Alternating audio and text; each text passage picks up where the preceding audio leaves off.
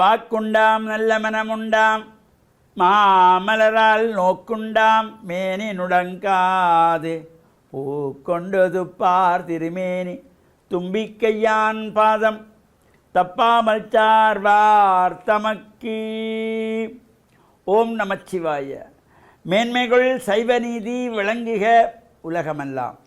நோயற்ற வாழ்வே குறைவற்ற செல்வம்.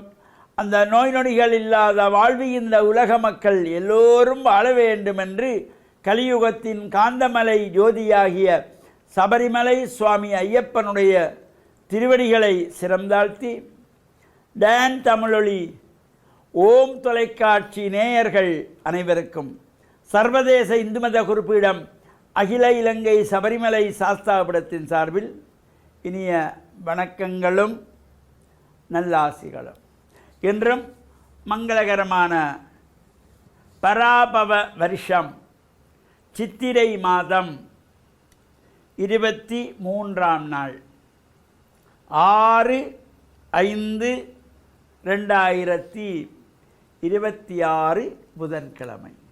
இன்று மலர்ந்திருக்கின்ற இன்றைய பொழுதும் நம் எல்லோருடைய வாழ்விலும் எல்லா விதமான சிறப்புகளும் வெற்றிகளும் கிடைக்க வேண்டும் என்று இறைவனை பிரார்த்தித்து இஷ்ட தெய்வங்கள் குலதெய்வங்கள் பாரம்பரிய தெய்வங்களையும் வணங்கி அவருடைய அன்பையும் ஆசையையும் பெறுகின்ற பொழுது எந்த நாளுமே நமக்கு நல்ல நாளாக அமையக்கூடியது. இன்று புதவாரம் என்கின்ற புதன்கிழமை. பொதுவாகவே இந்த கிழமைகளுக்குள்ளே ஒரு அற்புதமான அபரிமிதமான சக்தியை தரக்கூடியது இந்த புதன்கிழமை. அதனாலே தான் பொன் கிடைத்தாலும் புதன் கிடைக்காது என்று முன்னோர்கள் சொன்னார்கள். அந்த வகையில் அந்த புதன்கிழமை நாம் நல்ல காரியங்களை செய்வதற்கு இவ்வாறான இறை வழிபாடுகளில் ஈடுபட்டு நாம் தொடங்குகின்ற காரியங்கள் நிறைவேறுவதற்கு பிரார்த்தனைகள் செய்வதற்கெல்லாம் இந்த புதன்கிழமை அமைந்தால் ஒரு சிறப்பு. அதேபோல் ஒரு திருமணத்தை நடத்துவதற்கு, ஒரு கிரகப்பிரவேசம் பண்ணுவதற்கு, ஒரு ஆலயத்திலே கும்பாபிஷேக கிரியைகள் ஆரம்பிப்பதற்கு, ஒரு ஆலயத்திலே பிம்பஸ்தாபனம் செய்வதற்கு, ஒரு ஆலயத்திலே கும்பாபிஷேகம் பண்ணுவதற்கு இந்த புதன்கிழமை அமைந்தால் அது ஒரு அபரிமிதமான சக்தியை தரக்கூடியது. இப்போ நாம் ஒரு முகூர்த்தம் பார்க்கிற பொழுது திதி வார நட்சத்திர யோக கரணம் என்கின்ற இந்த ஐந்து உறுப்புகள், இவை ஐந்தும் சேர்வது தான் ஒரு முகூர்த்தத்தை எடுப்பதற்கு இந்த ஐந்தும் தேவை. அதில் இந்த திதி வாரம் என்றால் கிழமை, இந்த புதன்கிழமை அமைந்து அன்றைய தினம் அந்த நட்சத்திரமும் பொருத்தமாக இருந்து திதியின் நல்ல திதியாக இருந்து நல்ல கரணமாக இருந்து யோகமும் நன்றாக அமைகின்ற பொழுது இந்த புதன்கிழமை அமைந்திருந்தால் அபரிமிதமான சக்தி தரக்கூடியது. அவ்வாறான இந்த விரத பூஜை வழிபாடுகளிலே நாமும் இறை பிரார்த்தனையிலே கலந்து கொள்வதோடு வருகின்ற சனிக்கிழமை சித்திரை மாதத்து திருவோண நட்சத்திரம். இந்த பொதுவாக சிவன் ஆலயங்களிலே தெற்கு நோக்கி ஆனந்த தாண்டவம் ஆடிக்கொண்டிருப்பார் நடராஜ பெருமான். அந்த நடராஜ பெருமானுக்கு வருடத்திலே 6 முறைதான் அபிஷேகம் நடக்கும். இது பொதுவாக ஏனைய சுவாமிகளுக்கெல்லாம் நாம் எப்போ வேணுமானால் அபிஷேகம் பண்ணிக்கொள்வார்கள். வெள்ளிக்கிழமை உற்சவமூர்த்தி பண்ணிக்கொள்ளலாம், தினமும் பண்ணிக்கொள்ளலாம், மாதத்துக்கு ஒருக்கா பண்ணிக்கொள்ளலாம். ஆனால் இந்த சிவனாலயங்களிலே நடராஜ பெருமானுக்கு மட்டும் வருடத்தில் 6 தடவைகள் தான் இந்த நடேசர் அபிஷேகம் என்கின்ற வகையிலே இந்த நடராஜ பெருமானுக்கு அபிஷேகம் செய்து ஆராதனைகள் செய்து பிரார்த்தனைகள் செய்து கொள்வார்கள். அந்த வகையிலே இந்த சித்திரை மாதத்திலே திருவோண நட்சத்திரம் இந்த வருகின்ற சனிக்கிழமை 9/5/2026 சனிக்கிழமை அன்றைய தினம் இந்த திருவோண நட்சத்திரம் சித்திரை மாதத்தில் திருவோண நட்சத்திரத்திலே இந்த நடேசர் அபிஷேகம் சிறப்பாக நடைபெறக்கூடியது. அதேபோல் இந்த ஆனி மாதத்திலே உத்தர நட்சத்திரம், ஆவணி மாதத்திலே பூர்வபக்ஷ சதுர்த்தசி என்று இந்த ஒவ்வொரு மாதங்களுக்கு ஒரு சிறப்பு. அவ்வாறு புரட்டாதி மாதத்திலே பூர்வபக்ஷ சதுர்த்தசி, மார்கழி மாதத்திலே திருவாதிரை, மாசி மாதத்திலே பூர்வபக்ஷ சதுர்த்தசி என்று இந்த வருடத்திலே 6 நாள் நடைபெறுகின்ற இந்த அபிஷேகத்திலே 3 நட்சத்திரத்தை அடிப்படையாக கொண்டது. சித்திரை திருவோணம், ஆனி உத்தரம், மார்கழி திருவாதிரை, இந்த 3 நட்சத்திரங்களை கொண்டது. அடுத்த 3 ஆவணி மாதம், புரட்டாதி மாதம், மாசி மாதம் பூர்வபக்ஷ சதுர்த்தசி திதியை கொண்டது. 3 அபிஷேகங்கள் நட்சத்திர வாரியாகவும் அதிலே 3 அபிஷேகங்கள் திதி வாரியாக நடைபெறுகின்ற 6 வருஷத்திலே 6 நாள் அபிஷேகத்திலே எதிர்வருகின்ற சனிக்கிழமை நடேசர் அபிஷேகத்தில் நாம் கலந்து இறையருள் பெற்று மண்ணில் நல்ல வண்ணம் வாழவும் ஓம் தொலைக்காட்சி டான் தமிழொலி நேயர்கள் அனைவருக்கும் சர்வதேச இந்து மத குருபிடம் அகில இலங்கை சாஸ்தாபிடத்தின் சார்பில் நல்ல ஆசிகளை கூறிக்கொள்வதில் மனமகிழ்வு கொள்கிறோம். சர்வே ஜனாக சுகினோ பவந்து, சமஸ்த சன்மங்களானி சந்து. சுபம்.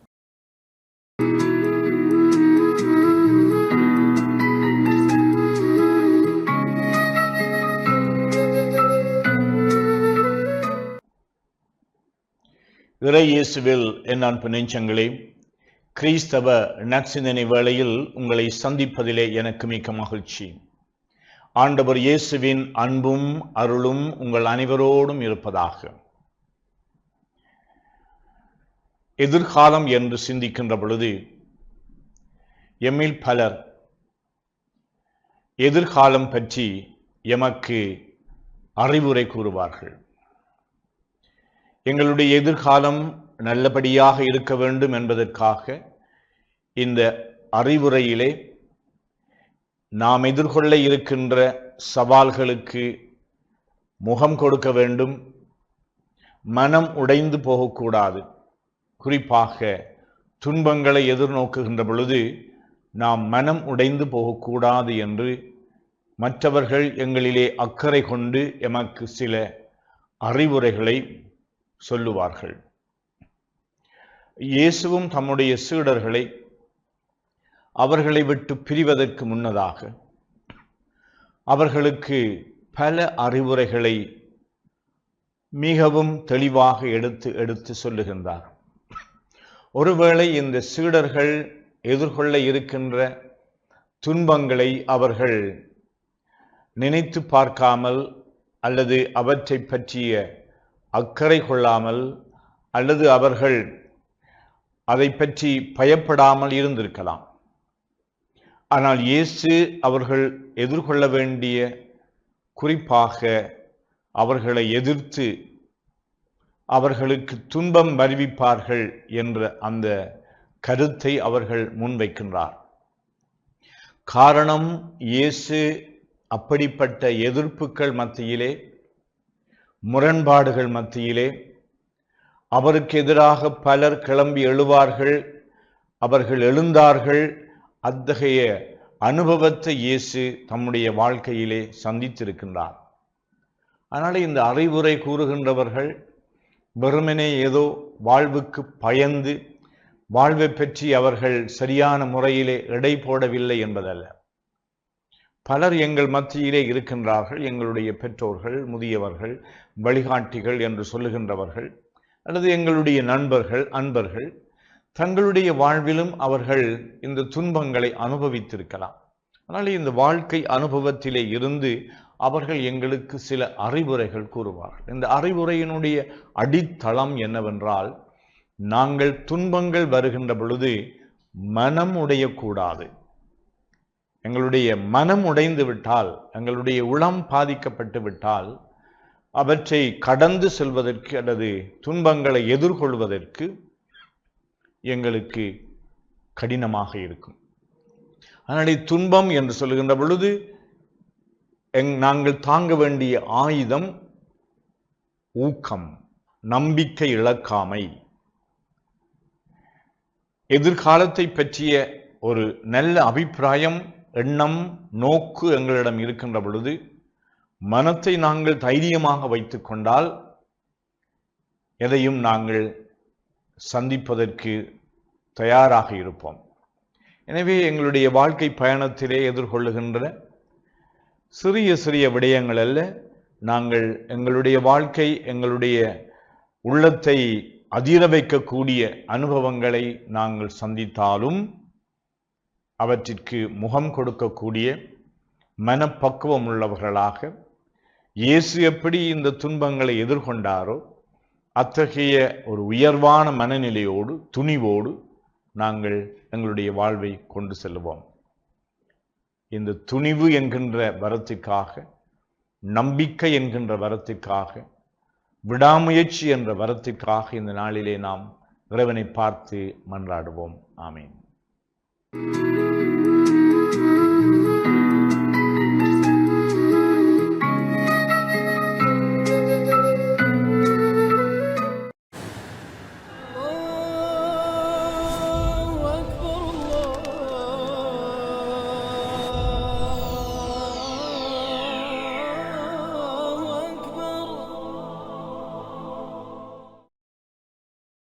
அஸ்ஸலாமு அலைக்கும் வரஹ்மத்துல்லாஹி வபரகாத்துஹு.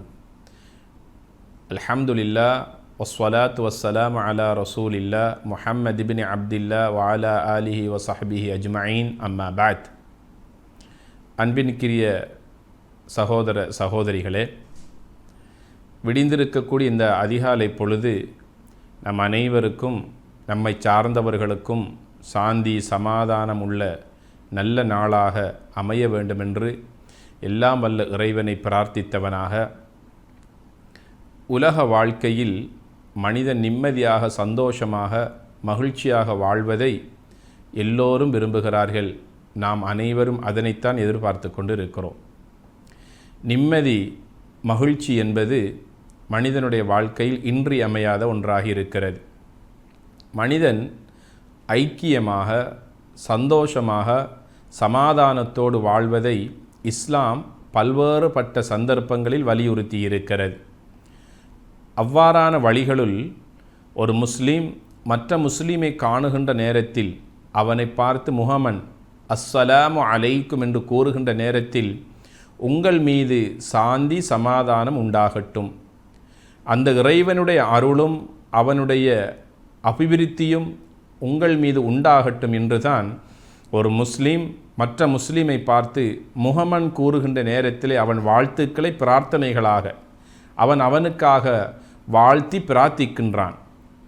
இதனை அல்லாஹ்வின் இறுதி தூதர் முஹம்மத் நபி ஸல்லல்லாஹு அலைஹி வஸல்லம் அவர்கள் பல்வேறுபட்ட சந்தர்ப்பங்களில் இச்சமூகத்தினருக்கு மக்கள் ஐக்கியத்தோடும் சந்தோஷத்தோடும் சமாதானத்தோடும் வாழ வேண்டும் என்பதற்காக ஒரு அழகிய ஊடகமாக இந்த சலாம் என்கின்ற ஒரு நற்கிரிகையை இந்த சமூகத்தில் மயப்படுத்தி வைத்திருக்கிறார்கள். மனிதன் யாராக இருந்தாலும் அவனுக்கென்று ஒரு சுய கௌரவத்தை இறைவன் வைத்திருக்கிறான். அந்த மரியாதையோடு அவனை பார்க்க வேண்டும். அவன் உயிரோடு வாழ்ந்தாலும் அவன் மரியாதைக்குரியவன், உயிரற்ற உடலாக இருந்தாலும் அவனுக்கென்று தனியான ஒரு மரியாதை இருக்கிறது என்பதனை நபிகளாருடைய வாழ்க்கையில் எம்மால் பார்க்க முடிகிறது.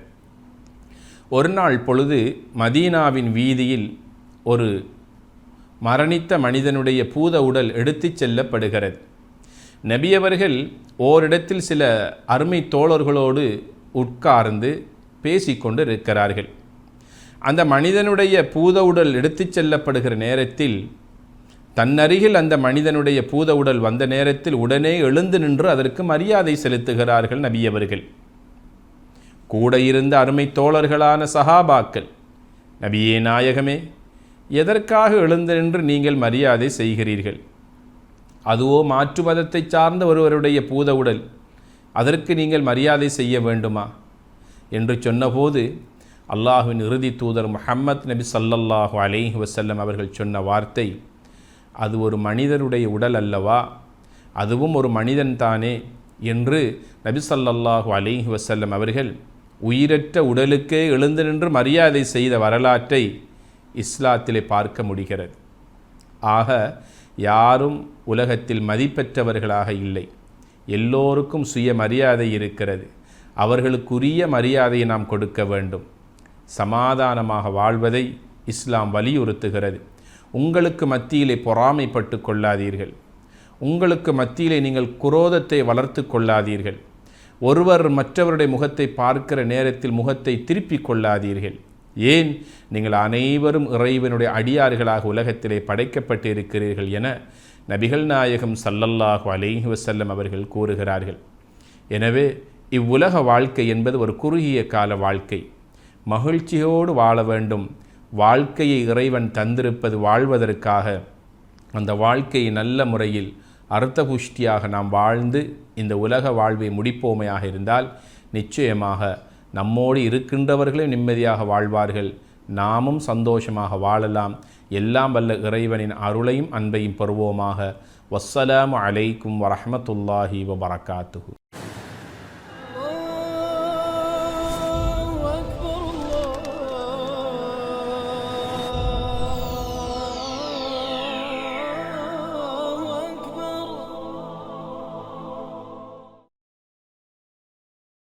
Thank you.